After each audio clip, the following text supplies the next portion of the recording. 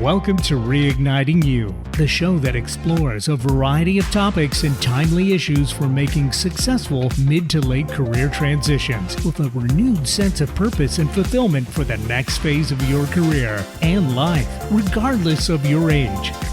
Now, here's your host, Lisa Downs. Welcome to Reigniting You, where we talk all things career transition for those age 40 plus. I'm Lisa Downs, Seattle-based career and retirement transition coach. Happy to be here with you today, and our producer, Eric. Hey, Eric, how are you today? Hey, good afternoon. I'm doing well. You know, we're enjoying October so far. So, how about you? Good. Yeah, I'm always happy when October hits. It's one of my favorite months of the year. Are you a pumpkin spice aficionado or a pumpkin spice skeptic? Kind of, sort of. I just somewhere in between the two. I like it when the weather gets kind of more crisp and cool, and the leaves changing. Yeah, and it is beautiful. And I'm a big sports fan, so when you have the convergence of football with baseball playoffs starting, and I just think it's a great time of year, and you can start making my soups and stews and chili and all that good stuff again. And yeah, I would say all in all, it's one of my favorite months. So not too bad. Well, we've got a great show for you today. My guest today is Realtor and business owner Deborah Peterson. But first, though, are a few career-related stories from the last few days to share with you here. So according to an AARP study conducted in June and released last week, nearly 70% of jobless women over age 40 are considered long-term unemployed, out of work for at least 6 months, pointing to the inequality in the labor market recovery. The long-term unemployed take longer to find a job and tend to make less money than they did before, the report shows. It's tougher for those over 40 due to ageism, and women have been disproportionately hit with job loss due to being in caretaker roles more than men. At a rate of 37.4%, long-term unemployment is more than double the average over the last 7 decades, a historical high mark, and it's worse for Americans over age 55 at 49.3%. In a bit of good news, while not expected to fully rebound from pre-pandemic levels, the retail industry is expected to add 700,000 new jobs for the upcoming holiday season, according to the hiring consultant Challenger, Gray & Christmas. Walmart plans to recruit 150,000 store employees, in addition to looking to add 20,000 supply chain workers. Target is looking to add 100,000 seasonal jobs, while UPS and FedEx are looking to fill 190,000 roles between the two of them. Amazon wants to hire 125,000 warehouse and shipping employees. With the tight labor market and tough competition, retailers are being pushed to raise wages and increase benefits and perks to attract employees, making the volume of hiring they need to do a challenge. So, Eric, what are your thoughts on these first couple of stories today? Well, good news for anybody looking for a job. Yeah. That's for sure. I think if you are, those are some potential good employees. Now, of course, we've heard over the years the downsides of working for these specific companies, in fact. Yep.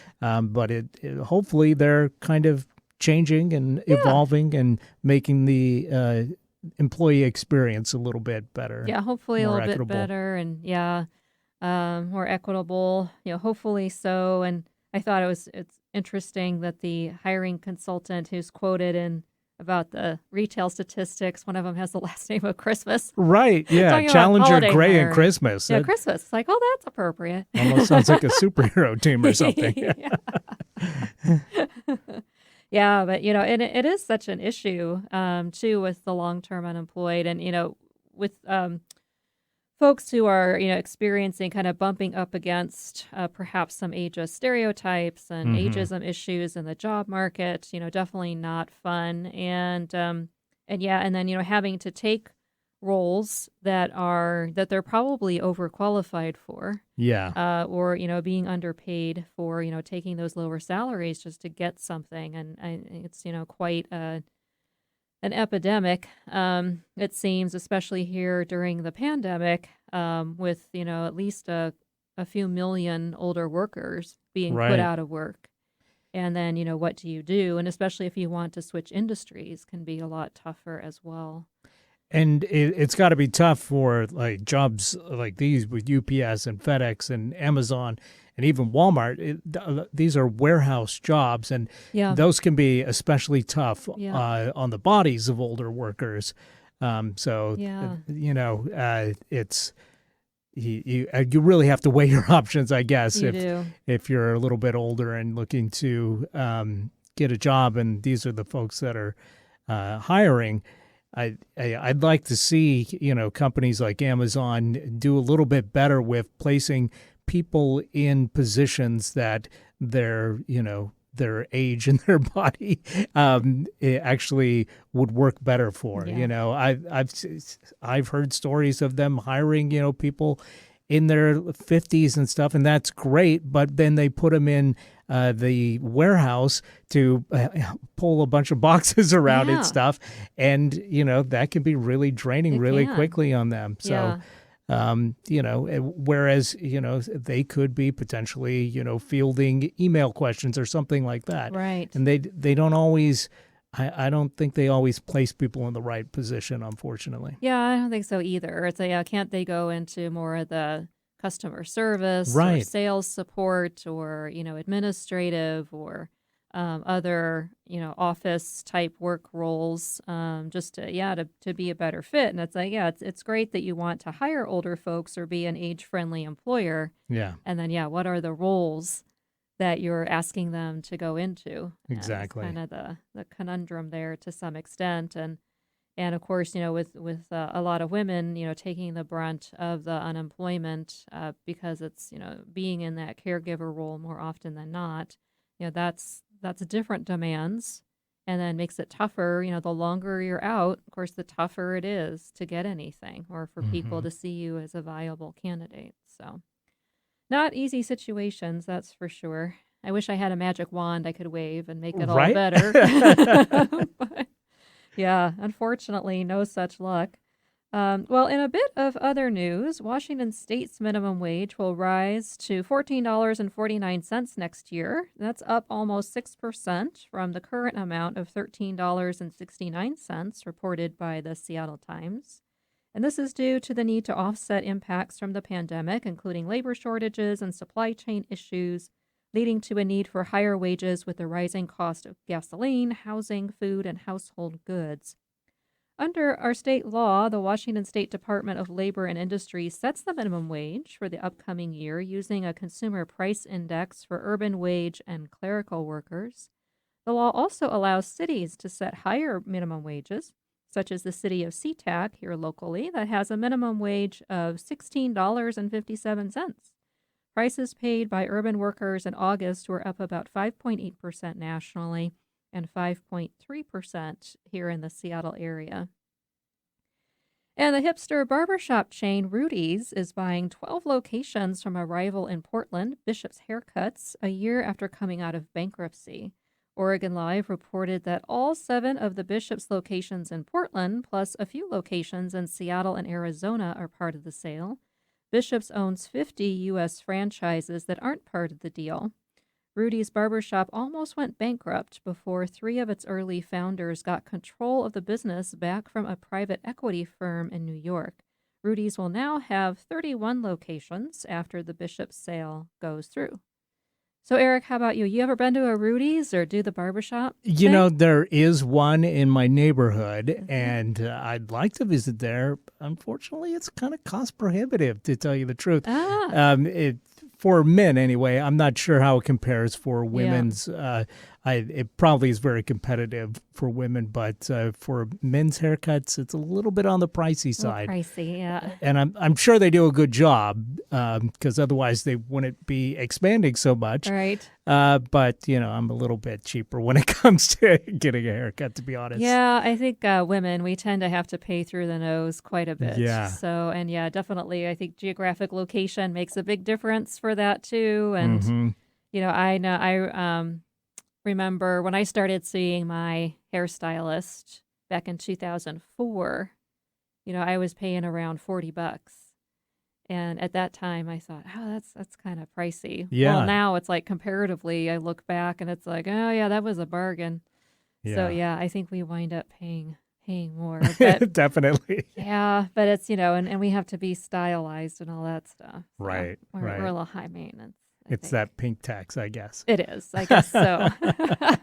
But it's also, of That's course, it takes more time that's right. to do Yeah, women's more hair than men. time and more involved and, all that sort of stuff. But it is good to see that they've come out of bankruptcy or, I think they were on the verge of it Yeah. when these, folks who were early in starting the business kind of came in and stepped in and rescued it. And, it's interesting. I'd love to get your take on this trend of these, equity firms and hedge funds owning businesses. And, it's become really big in journalism. And, we're seeing the demise of so many newspapers and media outlets, especially locally, which is a huge concern Yes. because of the takeover of they flail financially, and then these hedge funds come in and take over. And then, it seems as though the hedge fund companies are just all about making cuts. Yeah. You know, Oftentimes they are just about, streamlining things to the bare minimum yep. to, maximize profits. But that doesn't necessarily mean good business health for the long term. Right. Yeah. And then, you get so many people out of work, or then the news organizations are having to do bare bones coverage Right. and not having nearly the local news coverage that, used to be so robust. And, I got my start in my career in local news in Illinois and going to all the, local politician stuff and watching the blotter, in terms of what was going on in community events and police blotter and, what all was going on. But, it's really that way to keep people honest, right? Yeah. And checks and balances. And if that's lost, It's really important work, it and we is. definitely need, journalists doing that work. And so we've got to find some kind of way, because it seems like people are more interested than ever Mm-hmm. in the content, but monetizing that in a way that people will actually pay for is the hard thing. With the internet, obviously revolutionized things, the way people get information, but people just aren't used to paying Yeah. for it anymore. And, I see the news stories posted online all the time, and then people go to click on it. And then if there's a paywall, they're freaked out by it, like, Right. I'm not I'm not paying for paying this. that. Yeah. Well, how do you I could get think it these for free. these stay in business and, these Yeah. companies stay in business and do the work that you want to read, So Yeah. there's got to be a better way, but I think we're still finding it. We're still trying to find it anyway. Yeah, I think so too. Yeah, Chris and I were just kind of launching to each other a little bit about the price of our subscription to the Seattle Times going up and how, it's gotten pretty expensive. Yeah. And so, we're talking about, if we move somewhere eventually, maybe still doing the digital version of that and then, Right. print version of a local thing. But we were talking about, we were kind of complaining about it. And it's like, well, anymore, we almost consider it charitable donations, right, Yeah. just to keep them running. That's a good way to think about it. Yeah. I mean, because it is so important, the work that, local news outlets do. Yeah, yeah. So for sure, but good to see minimum wages going up. Yeah. So that's another positive and a good thing happening there. And I am happy to see that. And yet at the same time, I also wonder about small businesses too. Right. Will Right. they be able to afford that and still be able to hire and bring in people?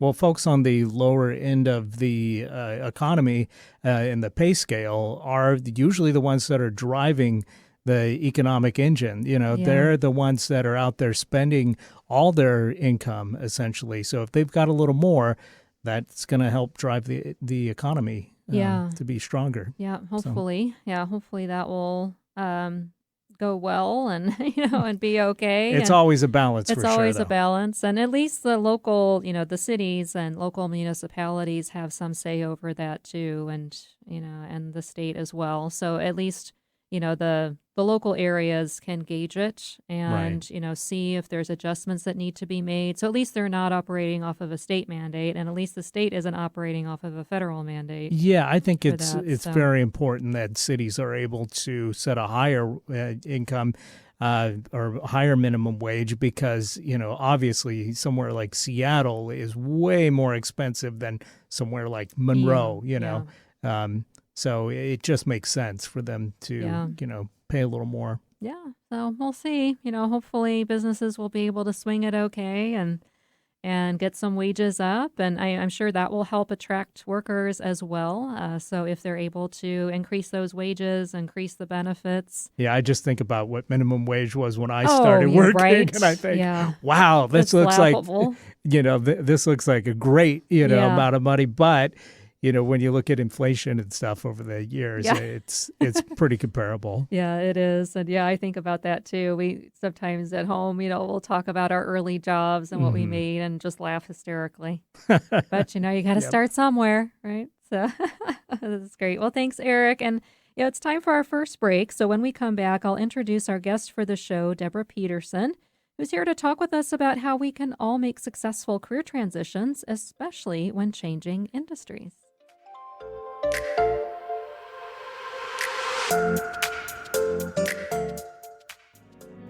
Are you feeling challenged or frustrated without a plan for what's next in your career and life? Are you seeing writings on the wall for needing to make a mid to late career change and don't know how or what to do? Coach Lisa Downs of New Aspect Coaching can guide you to what's next, providing a fresh perspective and supporting you to create a clear and compelling vision for your future and a plan to move forward. Call Lisa at 425-216-3015. That's 425-216-3015. New Aspect Coaching, fresh perspectives for your career.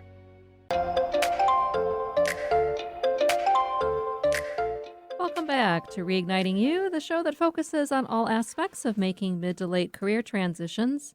A note that you can catch the show Voices of Experience with host Paul Casey this Wednesday at 3 p.m. here on KIXI. Voices shines a light on people with experience in their fields of travel, public affairs, adventure, health, and fitness, with an emphasis on sustaining your own business. That's Voices of Experience this Wednesday at 3 o'clock. I'm happy to introduce today's guest, Deborah Peterson. Originally from Western Massachusetts, Deborah spent 25 years in Southern California before moving with her husband, Michael, to Woodinville, Washington in 1992. Out of school, she spent 10 years in the banking industry, followed by over 30 years in the insurance industry, focused on long-term care planning. These days, Deborah is a realtor with eXp Realty, working with retirees to make their next move. With a love of cooking and entertaining, she also has her own catering and personal chef business. Deborah is also a former board member of the Women Business Owners Organization in Seattle and the YWCA's Dress for Success program. She and Michael enjoy RVing and spending time with their children and 2 granddaughters. Hi, Deborah. Welcome to the show. It's great to have you here. Hi, Lisa. Thanks for having me. You're very welcome. And, I always like to start with guests by learning more about your career path and journey. So what's the story of how you've wound up here in your career being a realtor? And what are some of the different twists and turns of your path that you've had over time? Well, for the most part, my career has been in banking, in business and sales, for the most part. I discovered sales at the age of 30, and that's where I got the adrenaline rush. It's the reap and sow effect that really got to me. When something happened, I had made that happen. And when it didn't happen, I did that too, and was able to take responsibility for that. I really liked that. And so it's been kind of the driving force of my various careers ever since. That's great. Very cool. And what would you say, in the different careers you've had and paths you've gone down, what has been a key lesson or two that you've learned along the way? I think to be open to change. Sometimes we're not prepared for it, but we have to be open to it. And also to have various mentors in different areas of your life. And how have you been able to find mentors? They're everywhere. I remember as a new mother looking at a friend of mine who had 6 children, Mm. and she was just such a good mother. And so she became the person I looked at as my ideal, and try to strive and learn from her. And then when my child got in school, there was a mom in the school who just seemed to have it together. And so you watch those people, and you're kind of your role models. I've had men and women throughout my various careers that I've been able to look at and try to model some of what I do. And then there's people that you look at and you learn what not to do. And just to follow up on that, what would you say are some key benefits and advantages of having mentors in your life? I think from the mentors, you get encouragement. You learn to know your strengths, which is one of the things that has helped guide me throughout all of my various careers, is learning what your strengths are. Mm-hmm. And you also learn, you get ideas on what you might like to do down the road. That's great. And in addition to knowing your strengths and having mentors and working through change, what else would you say has been particularly helpful to you as you've gone through your different career transitions, whether it is decision points that where you've had to make certain decisions or resources or other people? Number one is believing in yourself. And I think every business and transition I've made has been a learning experience and builds on itself. So learning is a lifelong process.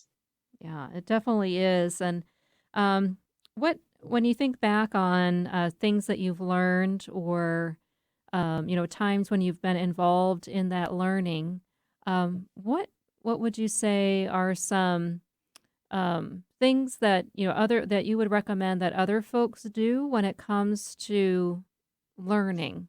So especially if they're perhaps in a situation where they do need to make a change, what do you think are some good ways that people can go about engaging in that learning? Well, that's probably won't be the first. This is the first time I'll say this, but probably not the last. But hiring a life coach. Mm-hmm. If you're really at a point where, and I was when I was transitioning from the insurance industry after 30 years into, I didn't know what, that's where it became critical. And the life coach presented herself when I needed it. And I worked with her for a year. And I would suggest that is a great place to start because you learn things about yourself that you don't see. Yeah, sometimes you need that objective viewpoint, right? Mm-hmm. Definitely. Yeah, and someone who can ask you those good questions and provide that guidance. Yeah, for sure. And help you to be introspective. Yeah, introspective, doing, a bit of that self-reflection. Yeah, I agree. Definitely important, I think, to go through that process and just learn more about yourself and what you've got going on. And sometimes, too, I think we can engage in self-sabotage as well. And, certainly there are ways where we can get in our own way, for sure. You get stuck. You do. And you just don't know whether to go left or right. Yeah. And what, yeah. Yeah. I'd like to go back a little bit. Your point that you made, one of the lessons around change. I think I find that, sometimes in working with folks too, that there may be some resistance there in terms of making a change. What have you found in your career that can help us get over the notion that change is bad or something to be feared? Wow. Lisa, I wish I had the right answer.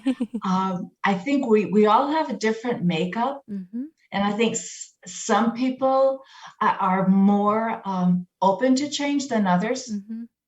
I just look at me and my husband, and we're so different. Mm-hmm. And I'm more adventurous, and willing to try new things.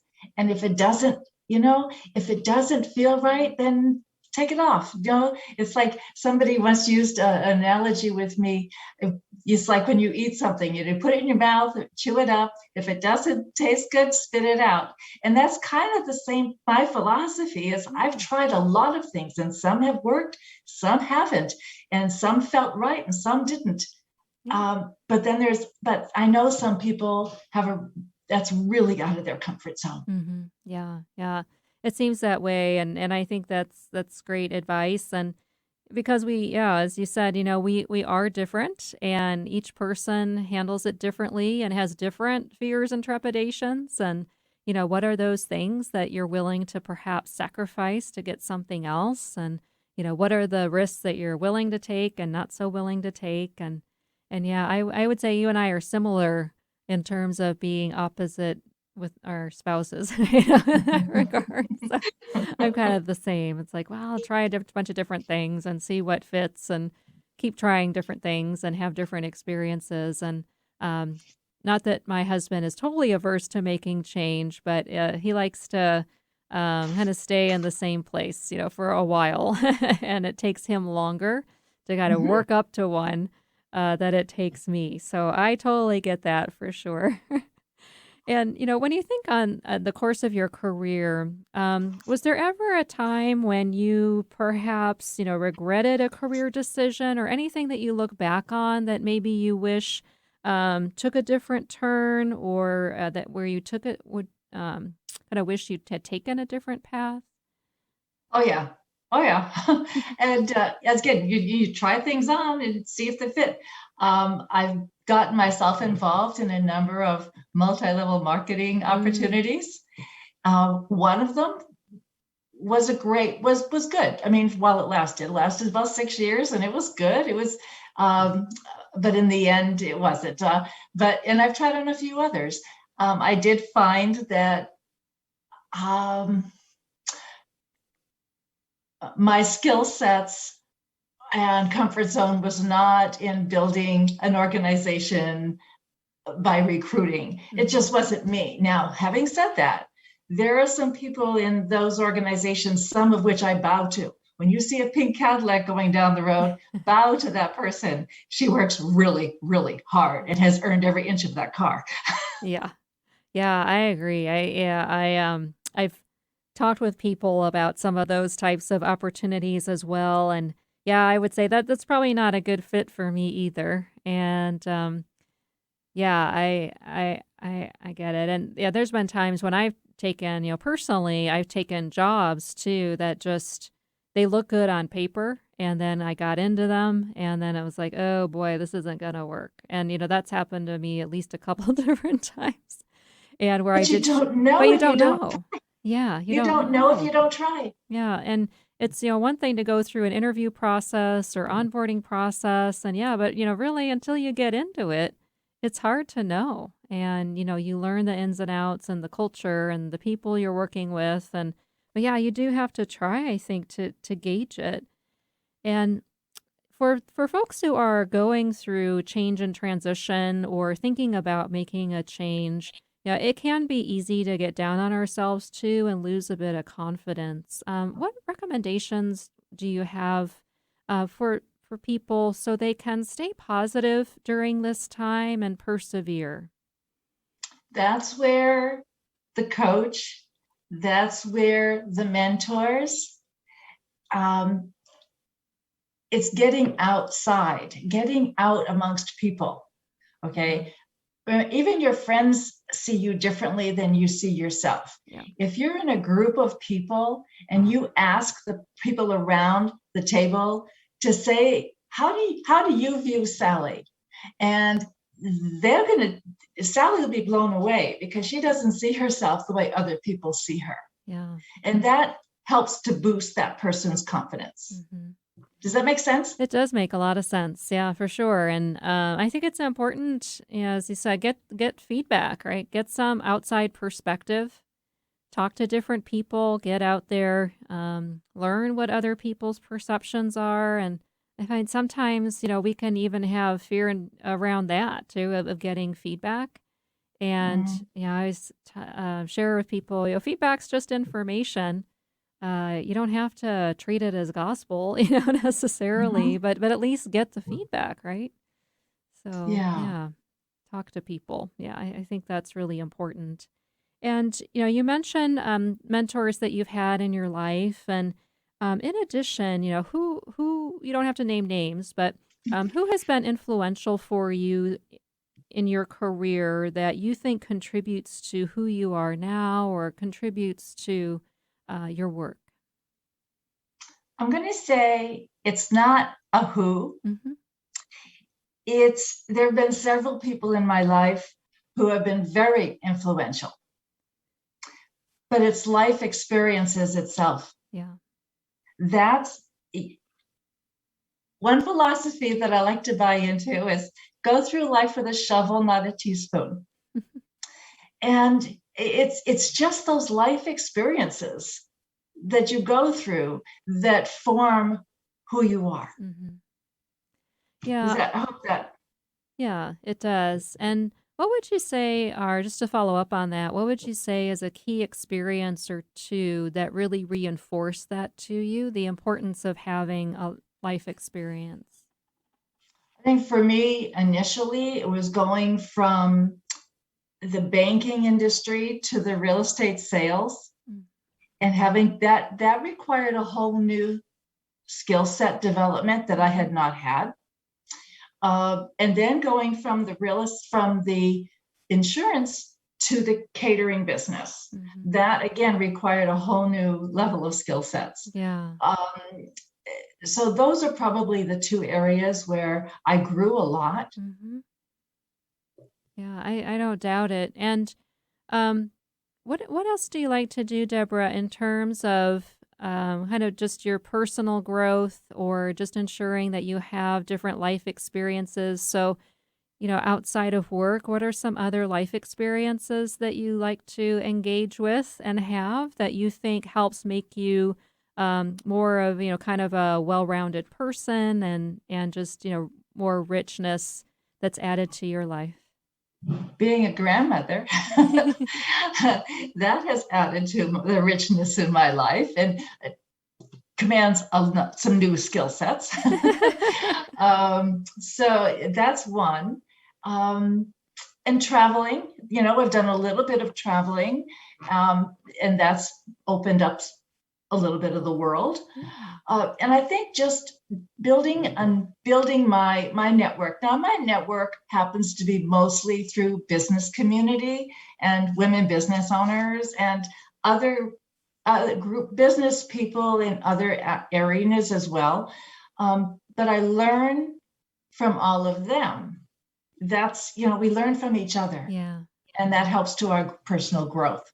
That's great. Well, thank you so much for that, Deborah, and sharing more with us about your career journey and life lessons and experiences, and really appreciate it for our audience to get to know you a bit better. And it's time for our next break already. So when we come back, Deborah and I will talk about making successful transitions into new industries and much more.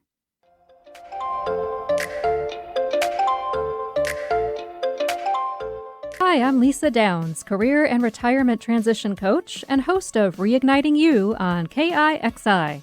I guide age 40 plus professionals to gain clarity, a renewed sense of purpose, and a career transition plan within 90 days so you can lead a fulfilling life regardless of your age. If you're not sure what's next for you, I can help. Let's talk about what your future can look like. Visit yournewaspect.com or call me at 425-216-3015. That's 425-216-3015. New Aspect Coaching. Fresh perspectives for your career. Have a career transition related question or want to share your best or worst job story? Call 360-436-6496. That's 360-436-6496. Just leave a voicemail and we'll answer your question or share your story on a future show. Stay tuned for more Reigniting You with Lisa Downs.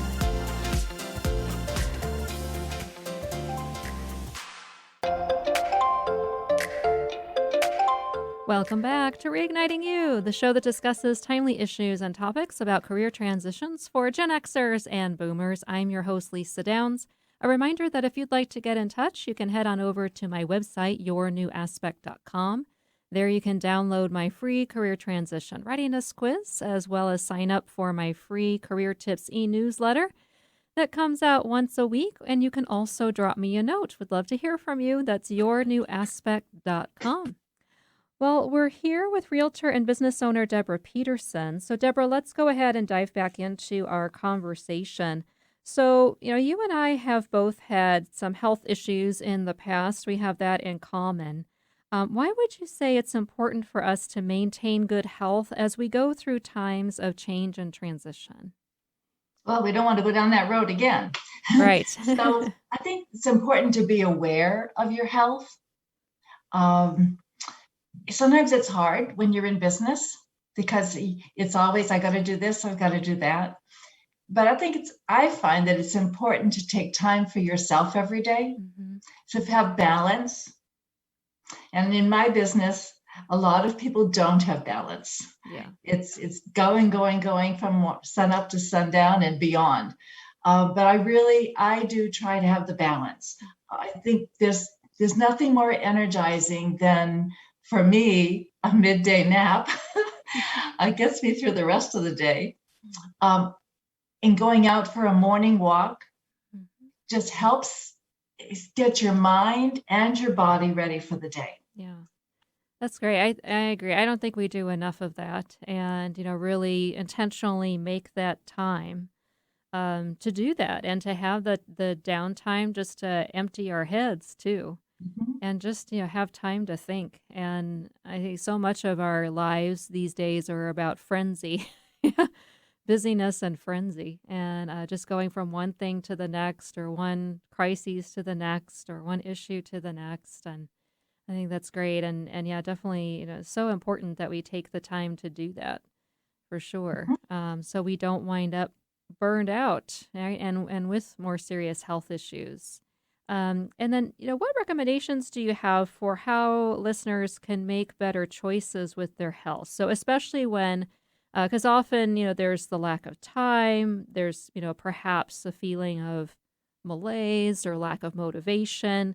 And those could be tough factors to overcome. So what do you advise that folks can do?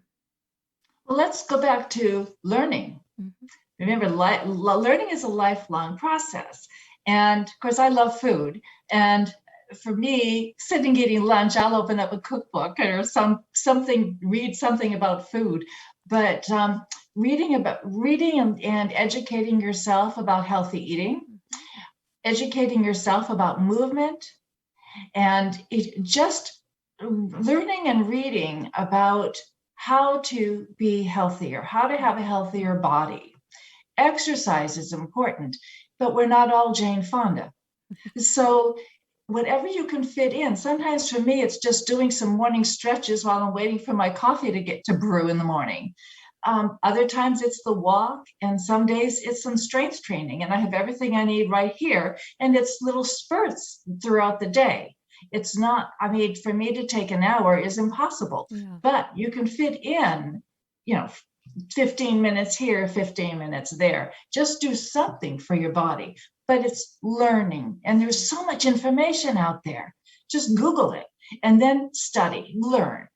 Yeah, there is a ton of information. And yeah, I think that that's a great approach to, just get little sprints in if you can. And for me, we've got a little mini trampoline or rebounder. So sometimes I'll just get on that for like 15 minutes, 15, 20 minutes. And it doesn't have to be a big, long thing. And sometimes I talk on this show often about how we can get into this either or trap where it's, either I have to go all out or not, I don't do anything. But yeah, where can you find, more of that happy medium and fit things in? And you don't have to do everything all at once, and you can do a few things each day and just, try to make it consistent and steady. Right. So, yeah, I agree.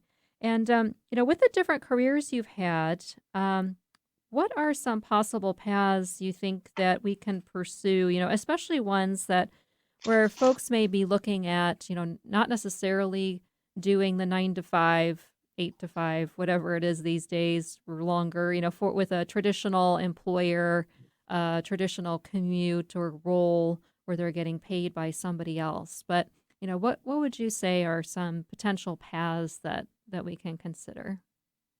And when I worked with the life coach, she said something that I share with a lot of people. This was supposed to be my homework for the coming week. She said, notice what you're noticing. What are you doing when you feel most alive?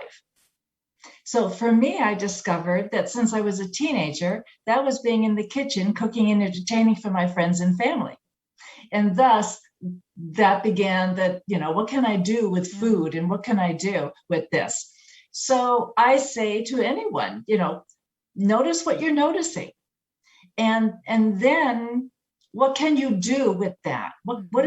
Think outside the box and what can you do with that? I have a young woman in my life who is an incredible gardener. She's 22 years old. She knows every plant. If she doesn't, she loves gardening the way I love cooking. Wow. And I see an incredible future for her, just tending gardens for people like me who can't get on the ground anymore. Yeah. I love my garden and she tends my gardens. I can't physically do it anymore. And there's a lot of people who want to stay in their own home, but they physically can't take care of their garden. Yeah. And that's a wonderful way. So again, it's thinking, what are my skills? What are my interests? And what can I do with that? Yeah, I love that. Sometimes I refer to it as when you're in flow. So when you lose track of time, and something absorbs you, absorbs your attention, absorbs your time. So yeah, very similarly. For men, I recently talked with a young man about, he was looking at doing some handyman type stuff. And I said, it's a great idea. And he said, what else can I do? I said, what about YouTube? You could do videos, do-it-yourself videos on how to do home chores, fix things. So there's so much out there now. You just have to think about, what do you enjoy doing? What are you good at? And how can I use that? Yeah, I think that's great.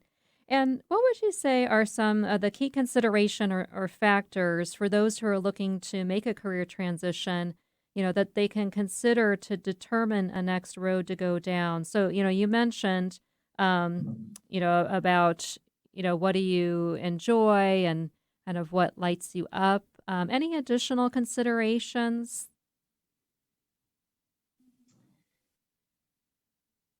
I can't, I'm just going to be repeating myself, but it's sharing those ideas with others who may be able to think for you. Yeah. Think of things that you aren't thinking about.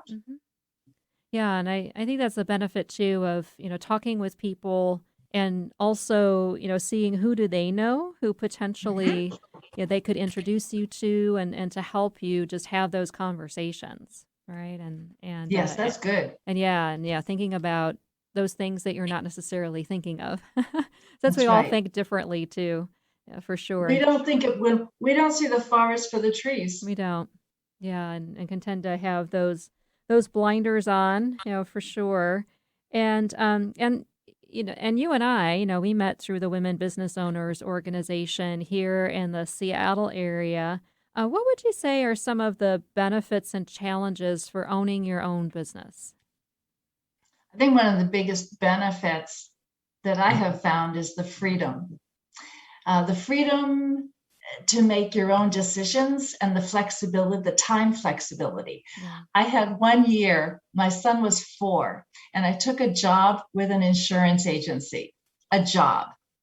I had been independent for so long, and Christmas time came and he was going to give us 1 hour off to go do Christmas shopping. I thought to myself, no one tells me when I'm going to Christmas shopping.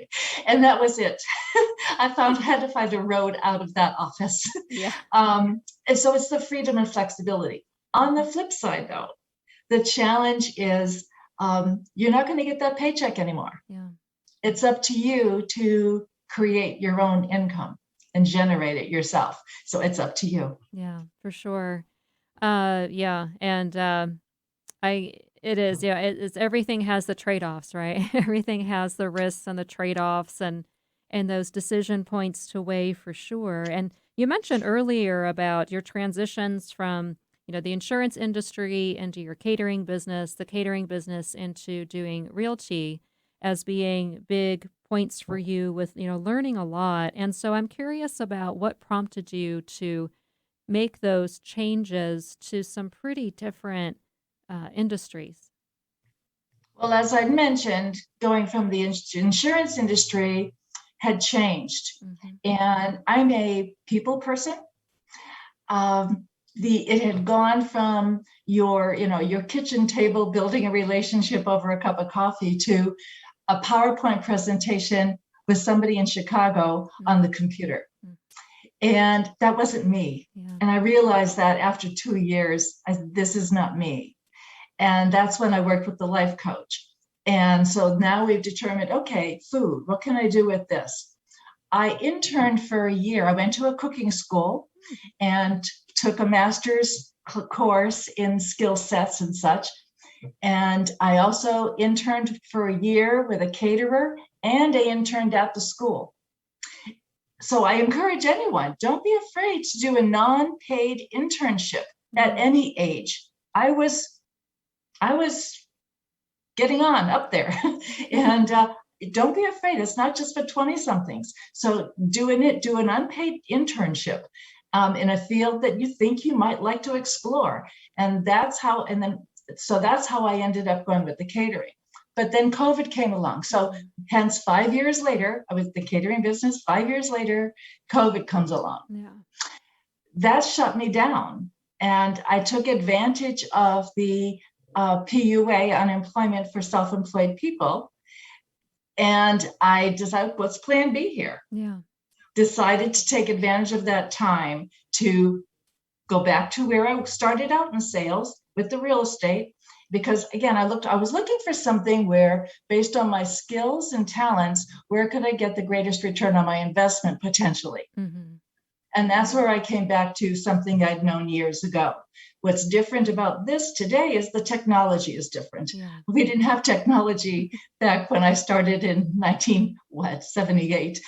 So now the technology is different, and that's a learning curve that I've had to overcome. Yeah. And so with that, you mentioned the internship, it's fabulous, and the learning curve here.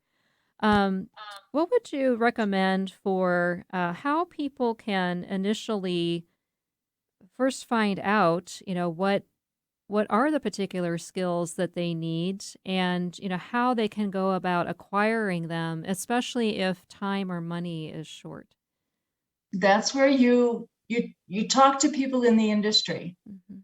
That's where the school helped me. That's where talking to I took a caterer out and for coffee and picked her brain. That's where your network comes in. Who do you know? As you said before, who do you know? And you talk to people in the industry. I've had a nephew talking with me about real estate, picking my brain there because he doesn't know what he wants to do. Yeah. So it's talking to people and asking them, who do you know? Yeah. And talking with people in the industries. And just to follow up on that, for those who might have an interest in the realty industry, what's been your process to get your realtor's license and, get up to speed and do the paperwork and all of that? Well, there are a couple of schools out there, licensing schools, and that's where you start, is getting your license. And then I've recommended that people talk with other agents and ask them about their process and interview several and find out what their process was. And then you have to select a brokerage to go through. And that's going to be different for everyone, depending on what they're looking for. Yeah. How did you make that decision with finding a brokerage that you thought was a good fit for you? I was invited to join this organization by someone I had gotten to know over a year. And I knew, liked, and trusted her, and that was what brought me in here. Great. And for the training, the learning and development to go through, so does the brokerage help with that? Yes. Yeah. And every brokerage will have their own training program. But yes, most will have, at least your major companies are going to have training programs for new people. Gotcha. That's cool. That's great. It's nice to know Yeah. there's good support for Yeah. that. So, yeah, and I'm sure it's got to be a really interesting business to be in these days with the housing market the way it is, and still it seems here in the Seattle area and the region the prices keep going up. And how are you Mhm. finding it so far? The first 6 months is quite a learning curve, and don't expect to make any money in the short term. It's not. And I knew that going in Yeah, because I knew that from the last time. It takes time to build that. And you're learning a lot of different things, not just the sales process for some people, but it's also the technology and the market, etc. yeah. But it's a numbers game in real estate, and it's building relationships. Most important, it's Yeah. building the relationships. That's very cool, and yeah, I think that's great, and such good advice. You've provided, Deborah. Really appreciate it. And last question for you is, how can people find you if they'd like to get in touch?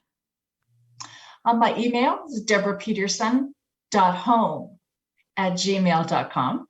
That's my simplest email. Phone number is 425-346-7310. Great. Well, thank you so much for being here and sharing your wisdom and recommendations and the inside scoop on these industries. And we really appreciate your being on the show today. Thanks so much, Lisa. I appreciate your asking me. You bet. Take care. And it's time for my reignition recommendation, your weekly career transition tip, regardless of your age. So, my tip for you this week is to watch your biases because they may be holding you back. So, in other words, what are some assumptions that you might be making, or judgments perhaps you're placing on yourself, or situations that could actually turn out to be, perhaps a good opportunity for you? But watch your biases. Do you have a negativity bias where you immediately, when you think about making a change, your brain goes a bit negative?